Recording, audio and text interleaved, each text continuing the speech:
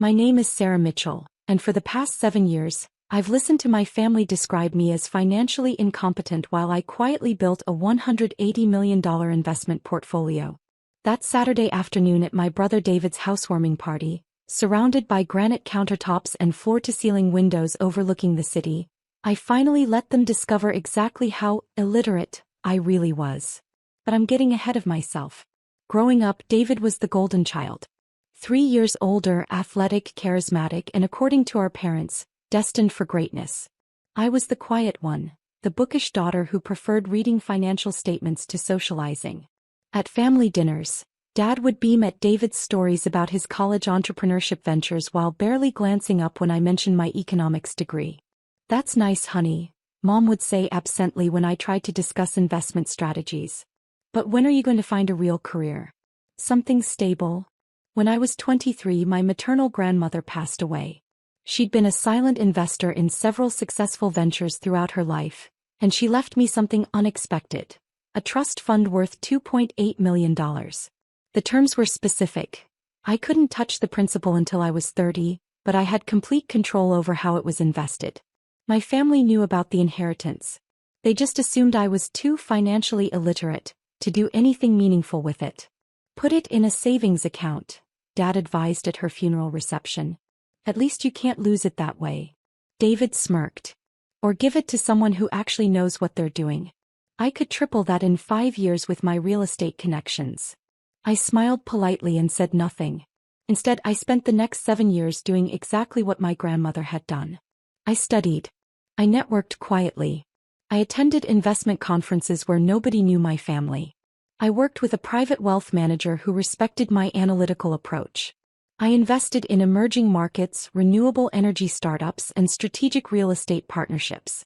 I also worked a deliberately modest job as a financial analyst at a mid-sized consulting firm. It paid $73,000 annually, enough to live comfortably in a nice apartment but not enough to raise eyebrows. My family saw my lifestyle and assumed that was all I had. They never asked about my grandmother's trust. They never asked about my investments. They just assumed. By the time I turned 30, my $2.8 million had grown to $47 million. By 32, it was $89 million. At 33, through a particularly successful exit from a tech startup I'd backed early, my portfolio crossed $180 million. And nobody in my family had any idea. Meanwhile, David built his real estate empire. Mitchell Properties LC started small, flipping houses in gentrifying neighborhoods. He was good at it, I'll give him that. Charismatic enough to secure investors, strategic enough to identify emerging markets, and ruthless enough to maximize profits. He'd found success and he never let me forget it. "Sarah's still working her little analyst job," he'd announce at family gatherings. Meanwhile, I just closed on a $12 million commercial property downtown. Mom would beam. "We're so proud of you, David." Dad would nod. "That's real wealth building, son. Not just collecting a paycheck." They turned to me. "Any career developments, Sarah?" "Still analyzing market trends," I'd reply calmly. David would laugh. "Market trends? That's adorable. Real wealth is built with property, Sarah. Tangible assets. But I wouldn't expect you to understand that." What David didn't know was that 3 years earlier, when his firm was struggling to secure financing for a major expansion, an anonymous investor had provided $15.7 million in capital. The terms were favorable: 8% annual returns, silent partner status, no operational control. David's attorney had handled the paperwork. A trust entity. Completely legal, completely anonymous. David never questioned where the money came from. He was too busy celebrating his success. I'd structured it carefully with my wealth management team. "If I ever need to withdraw," I'd specified, "I want it done cleanly. No warning, fully legal, maximum impact." My trust administrator, Patricia, had raised an eyebrow. "That's your brother's company?" "It is." "And he doesn't know you're the backer?" "He doesn't." She'd smiled slightly. "Understood." For 3 years I'd watched David build his empire on my capital. He'd developed 4 luxury apartment complexes, acquired 2 commercial office buildings, and just purchased a historic downtown property for conversion into high-end condos. At every family gathering he'd lecture me about wealth building. "You're 33 years old, Sarah," he'd said at Christmas. "Still renting. Still working for someone else. When are you going to build something real?" "I'm comfortable," I'd replied. "Comfortable is just another word for complacent," Dad had added. "Your brother owns $47 million in real estate. You own what?" "A 401k. I'd smiled and changed the subject. The housewarming party was supposed to be David's crowning achievement. He'd just purchased a $3.2 million penthouse in the city's most exclusive building. Floor-to-ceiling windows, chef's kitchen, rooftop terrace with skyline views. "This is what success looks like," he'd announced to the 50 assembled guests, family, investors, business partners. "You don't get here by playing it safe. You get here by taking calculated risks, by understanding how real wealth works." He gestured to the space. "This penthouse? I bought it in cash. No mortgage. That's the difference between people who understand investment and people who just exist." His wife, Amanda, had laughed. "David worked so hard for this." Mom had actually teared up. "We're so proud. You've built something extraordinary." I'd been standing by the windows, holding a glass of champagne, observing quietly. My cousin Jennifer approached. "Must be hard," she said sympathetically. "Watching your younger brother succeed like this while you're still, While I'm still what?" I'd asked calmly. "Well, struggling isn't the right word, but, still in that starter career phase. We all develop at different speeds." I'd sipped my champagne. "I suppose we do." That's when David had called for everyone's attention. He stood in the center of his living room, Amanda beside him, our parents beaming. "I want to thank everyone for being here," he'd begun. "For believing in me, for investing in Mitchell Properties, for understanding what it takes to build real wealth." His eyes had landed on me. Some people in this room understand that. Some people get it. They see opportunity and they seize it. They don't just sit back and collect a paycheck hoping someone else will build their future for them. Several people had glanced at me. David had continued, warming to his theme. "Real estate isn't for the timid. It's not for people who are afraid to leverage, afraid to scale, afraid to think big. It's for people who understand how money actually works." He'd walked toward me, still addressing the room. "My sister Sarah, for example. Sweet girl. Works in finance, ironically. But she's what I call investment illiterate. Book smart, sure. But no understanding of how wealth is actually created." The room had gone quiet. I'd stood there, champagne glass in hand, face neutral. "Sarah still rents an apartment," David had announced. "Drives a 7-year-old Honda. Works her 9 to 5. And the tragic thing? She inherited almost $3 million 7 years ago. Do you know what she did with it?" He'd paused for effect. "Nothing. Absolutely nothing. Probably sitting in a savings account earning 1% while inflation eats it alive. That's investment illiteracy." Amanda had touched his arm. "David." But he'd been on a roll. Said, "Really? Some people are just born without that instinct. That understanding of how to make money work for you. Sarah's one of those people. Content with mediocrity, terrified of risk, totally clueless about wealth." He'd looked directly at me. "No offense, sis. But it's true. You're investment illiterate. You've had every opportunity, every advantage, and you've done nothing with it." Dad had nodded slowly. "It's a valid point. Sarah could have done so much more." Mom had looked at me with what I can only describe as pity. "Maybe it's not too late, honey. Maybe David could give you some advice." Jennifer had whispered, "This is painful to watch." The entire room, 50 people, had been staring at me. Some sympathetic, some uncomfortable, some clearly agreeing with David's assessment. I'd taken a slow sip of champagne. Let the silence stretch. Then I'd smiled. "Interesting theory." David had frowned. "Theory? Sarah, it's reality. I'm not trying to be cruel, I'm being honest. You need to hear this." I pulled out my phone. "You're absolutely right, David. I should be more strategic about my investments." "Exactly." He'd looked vindicated. Finally, some self-awareness. "Which is why," I'd continued calmly, "I'm going to make some portfolio adjustments right now." I'd opened my email app. 50 pairs of eyes watching me. Typed quickly. "Patricia. Execute withdrawal protocol for Mitchell Properties LLC. All capital, all accounts, immediate liquidation per contract terms." Said, "There," I'd said pleasantly. "Portfolio adjustment made." David had laughed. "What, did you just move your savings from one bank to another?" "That's not what I meant."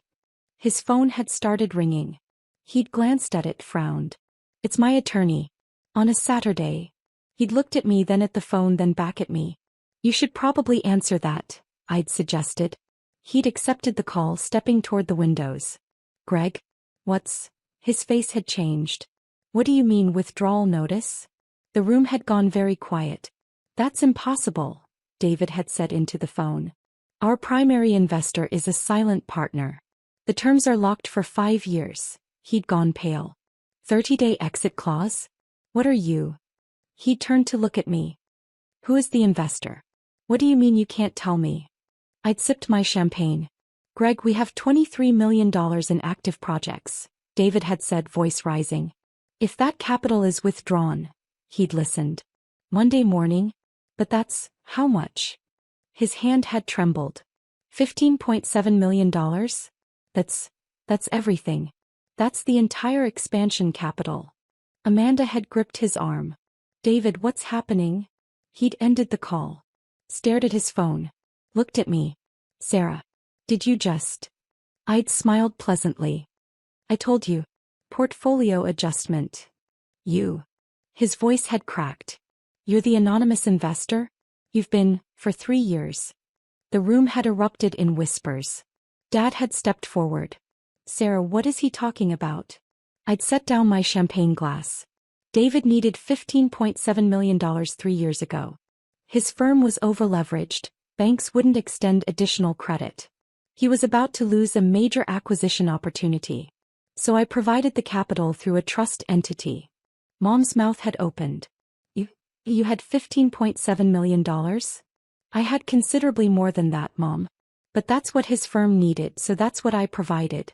8% annual returns, fully legal, silent partnership. David had been staring at me like he'd never seen me before. You've been funding my company? For 3 years. Every expansion, every acquisition, every success you've spent 3 years lecturing me about? I'd finished. Yes. Jennifer had whispered, "Oh my God."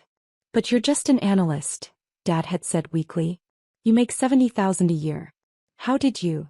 Grandmother's trust, I'd explained calmly. Remember? The $2.8 million you told me to put in a savings account? I invested it instead. Quite successfully, as it turns out. How successfully? Mom had asked. I'd paused. As of this morning, my portfolio is worth $180 million. The room had gone absolutely silent. David had actually laughed, a broken sound. That's impossible. You drive a Honda. You rent a $2,400 per month apartment that I could buy this building with cash tomorrow if I wanted to, I'd said evenly. I chose to live modestly. I chose to work a regular job because I enjoy the work. I chose to invest quietly without fanfare, exactly like grandmother did. $180 million, Dad had repeated numbly. Give or take a few million depending on daily market fluctuations, I'd confirmed. The exact figure doesn't really matter, does it? Amanda had gripped David's arm. David, if she withdraws that $15.7 million. We're destroyed, he'd finished. The expansion properties, we signed contracts based on that capital availability. If it's withdrawn, we'll be in breach on 4 different projects. The penalties alone. His phone had rung again. Then Amanda's. Then 2 of his business partners across the room. I'd watched it happen in real time. The cascade of consequences. David's face had gone from pale to gray as he'd taken call after call. His development manager. His contractor. His bank. Monday morning, I'd explained to the silent room, that $15.7 million will be transferred out of Mitchell Properties accounts. The 30-day exit clause is crystal clear. I've been sending annual notices as required. You just never paid attention to who your silent partner was. You can't do this, David had said desperately. Sarah, I'm your brother. This will destroy everything I've built. Everything you built with my money while calling me investment illiterate? I'd interrupted calmly. While mocking me at every family gathering. While telling this room full of people that I'm too stupid to understand wealth. I didn't mean, You meant every word, I'd said. For 7 years, David. 7 years of condescension. 7 years of lectures. 7 years of you parading your success, my capital, while describing me as a failure. Mom had stepped forward. Sarah, honey, we didn't know. You didn't ask, I'd cut her off. Not once in 7 years did any of you ask how I was doing financially. You assumed.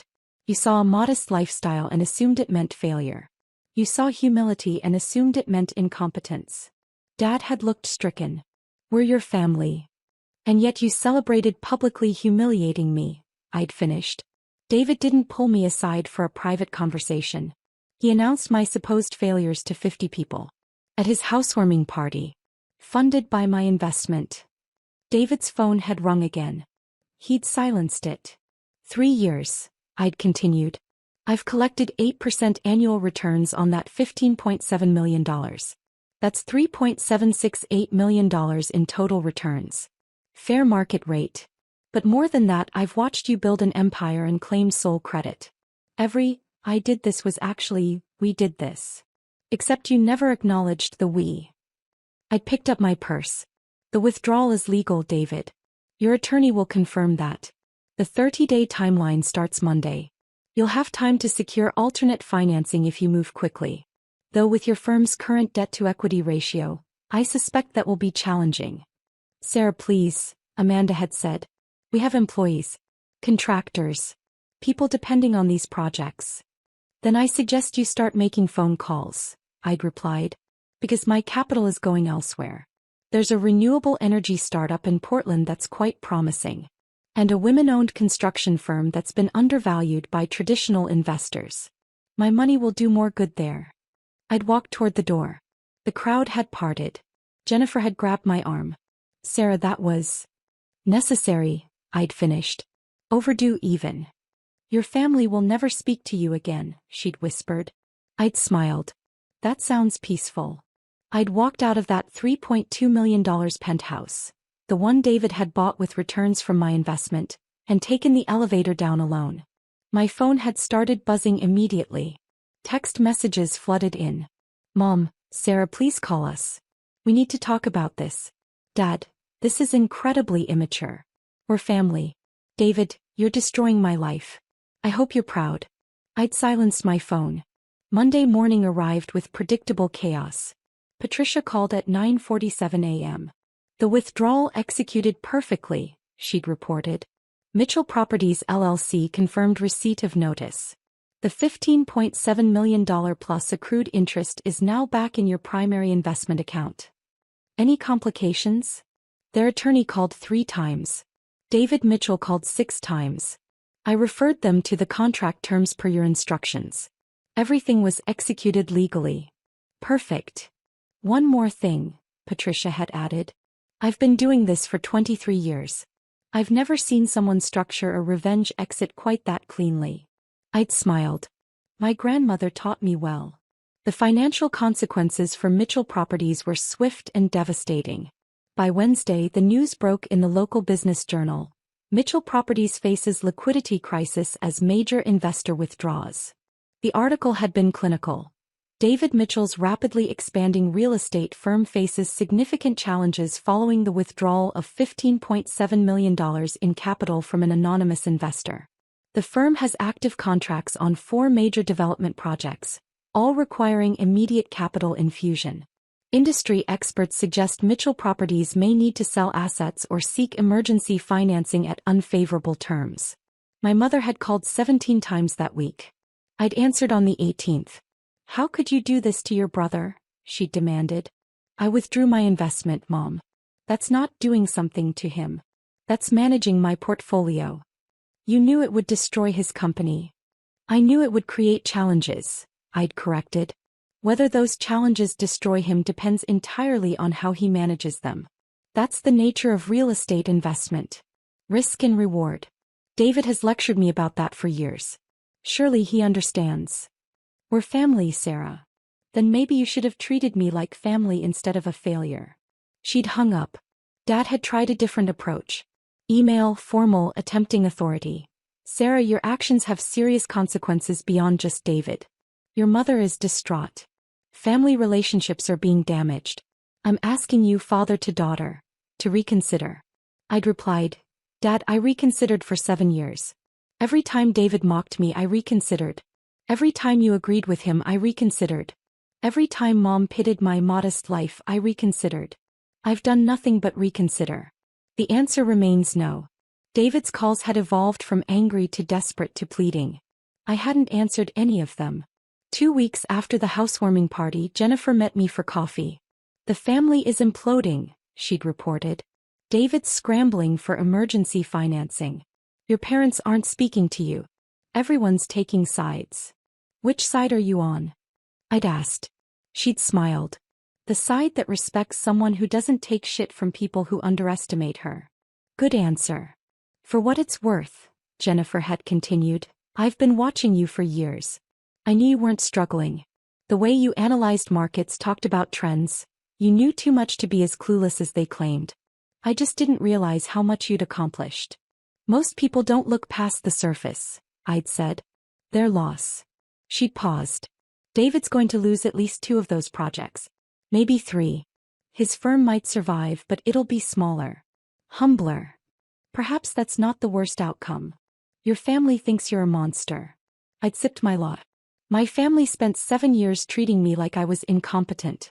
Now they've discovered I'm not, and they're angry that I'm not solving David's problems for him. That says everything about them and nothing about me. 3 weeks after the withdrawal, Patricia called with an update. Mitchell Properties has secured partial financing from a consortium of regional investors, she'd reported. Enough to complete 2 of the 4 projects. They've had to sell 1 property at a loss and put another on hold indefinitely. David's firm will survive? In a reduced capacity. His expansion plans are dead. He'll be rebuilding credibility for years. But yes, the company will survive. Good. She'd paused. You wanted him to survive? I wanted him to understand, I'd corrected. There's a difference between destruction and education. 6 months later, I attended my grandmother's birthday memorial. She would have been 92. The family gathered at the cemetery. Awkward, silent, divided. David approached me first. He looked exhausted. Older. I lost everything, he'd said quietly. The expansion. The momentum. 3 years of growth gone. You lost access to my capital, I'd corrected. That's not everything. That's just what you built with my money. I built that company. We built that company, I'd interrupted. You provided the expertise. I provided $15.7 million. Both mattered. But only one of us acknowledged that partnership. He'd been quiet for a long moment. I was awful to you. Yes. For years. Yes. I'm sorry. I'd studied him. Looked for sincerity. Found something that might have been genuine regret. Apology noted, I'd said. But forgiveness isn't automatic, David. You didn't just dismiss me once. You made it a pattern. A habit. A core part of how you defined yourself, as the successful sibling with me as the failure for contrast. I know. Do you? Because you're not apologizing for mocking me. You're apologizing because the consequences hurt you. There's a difference. He'd looked away. You're right. I usually am, I'd said. That's what investment literacy looks like. My mother had approached next. She'd been crying. We failed you, she'd said simply. As parents, we saw what we expected to see instead of asking who you actually were. Yes, I'd agreed. You did. Can you forgive us? I'd considered. Eventually. Maybe. But Mom, you raised me to be humble. To work hard. To build quietly.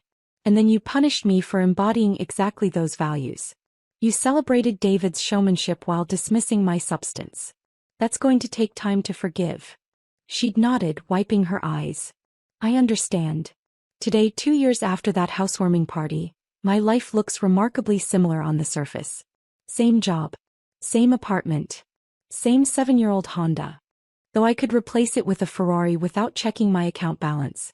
My portfolio has grown to $247 million.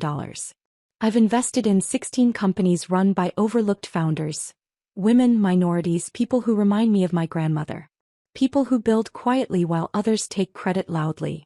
David's firm survived, but barely. Mitchell Properties now focuses on smaller projects. Modest growth. He's rebuilt some credibility, but the expansion dreams are gone. He works longer hours for smaller returns. He emails occasionally. Updates on his life. Never asking for anything, never offering advice. Just communicating. Like he's trying to rebuild something he destroyed. I respond politely. Briefly. We're not close. We may never be again. But I'm not angry anymore. My parents have learned to ask questions.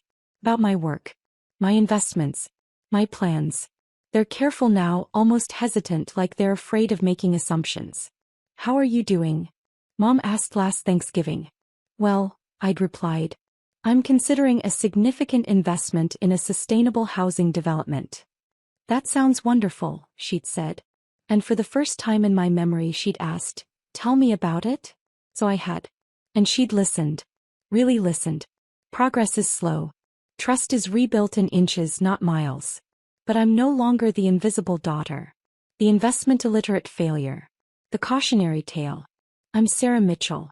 I manage a $247 million portfolio. I've generated returns that would make my grandmother proud. And I did it while my family mocked my competence. That housewarming party, standing in my brother's penthouse while he humiliated me in front of 50 people, I made a choice. Not to destroy him. Not to seek revenge.